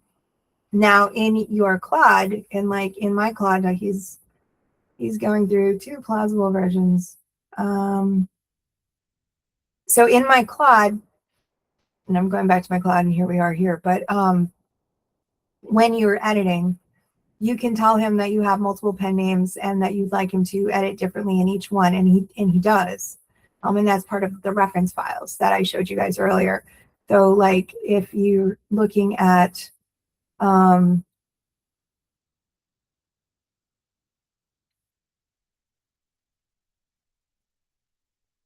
editing workflow, in the reference files, you've got your editing passes.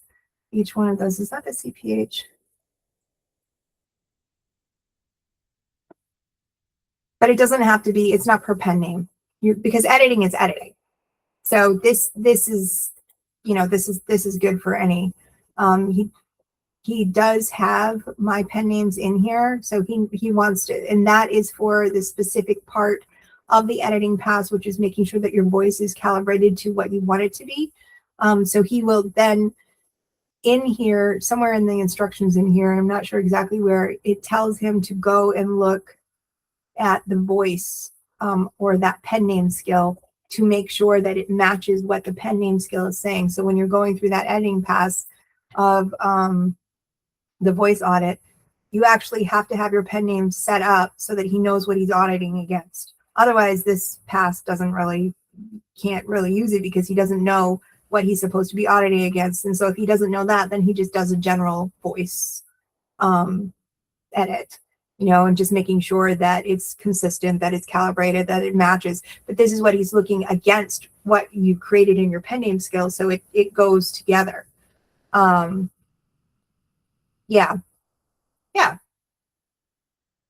That too. You could download the skill to your local machine and then rename it and re-upload it and do it that way.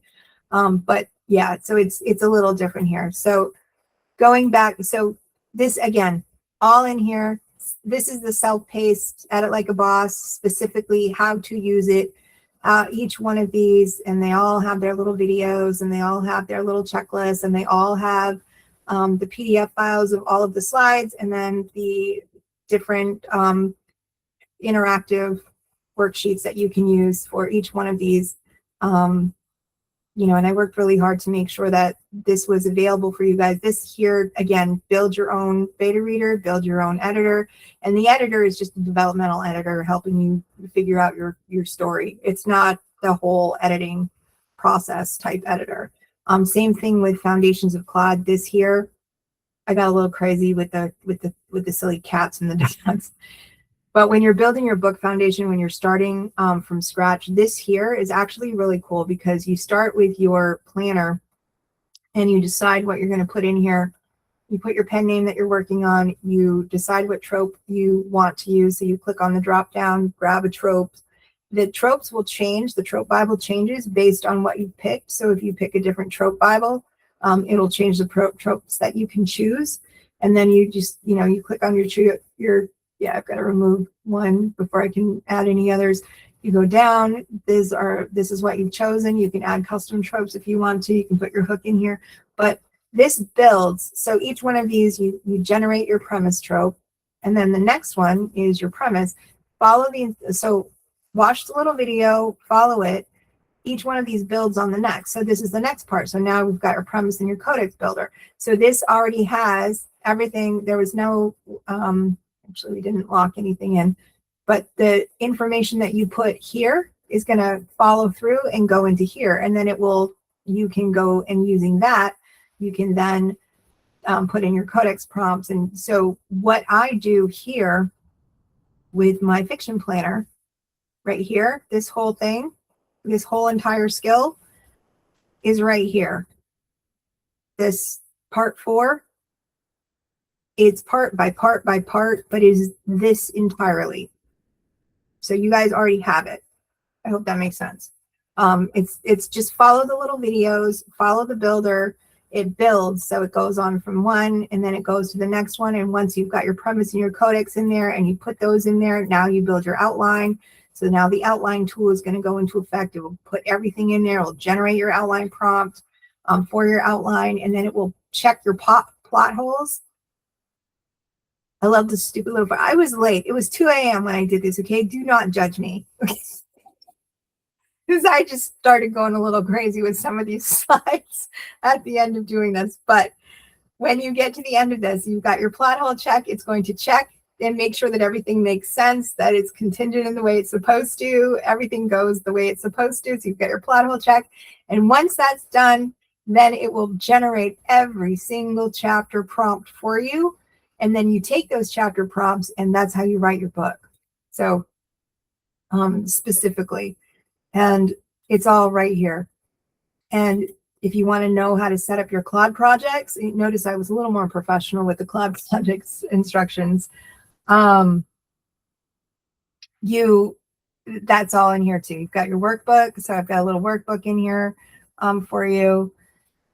And your Explorer here. So again, setting everything up. This walks you through all of it right here. So you've got your Claude projects, how to build it, what your instructions are. This is an actual instruction builder for your pen name, what your premise is. You plug that in there.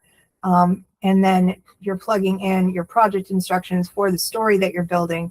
So this is just giving you the workaround. This is, I do things a little differently now because I have Claude, build it differently, but this is basically the next step. You're building your instructions.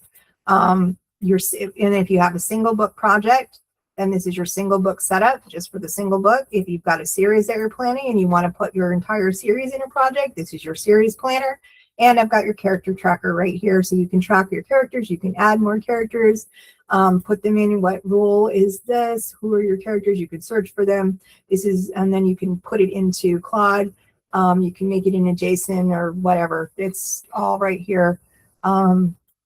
Created to kind of help you. There's your series planner, your rules, your character trackers. You add characters, and you can use your character together character track, your timeline, what happened when, what storylines and threads are you trying to get through the series, and this is your generated series Bible. So there's all of these tools where you can actually, go in and just so much in here. And I'm actually I'm updating, but so there's just quite a bit in here. But the reason why, because I've been asked this before, pen name launcher is the self-paced class that is actually part 2 of your Foundations of Claude. So the skill is actually your pen name launcher, same thing. Oh shoot, we're over our time. So if you guys feel free to reach out for me. If you have any questions about anything, you can always reach out. I am available. If you are a premium member, I'm just going to throw this out there because I would be remiss if I didn't. I do one-on-one coaching. I don't take very many clients, but I do it. If you want to be coached by me, or if you just want a discovery call, those are a little more accessible for people. The place to book that would be on PayHip. I have a discovery call in there. Will take about 45 minutes to an hour. I will look over your Claude and give you advice and diagnose what might be wrong, why you might be having issues or whatever, so we can do a one-on-one call. For that, the price has gone up. It's now $75. It used to be $50. But we're taking 45 minutes to an hour to really diagnose and deal, figure out what's going on.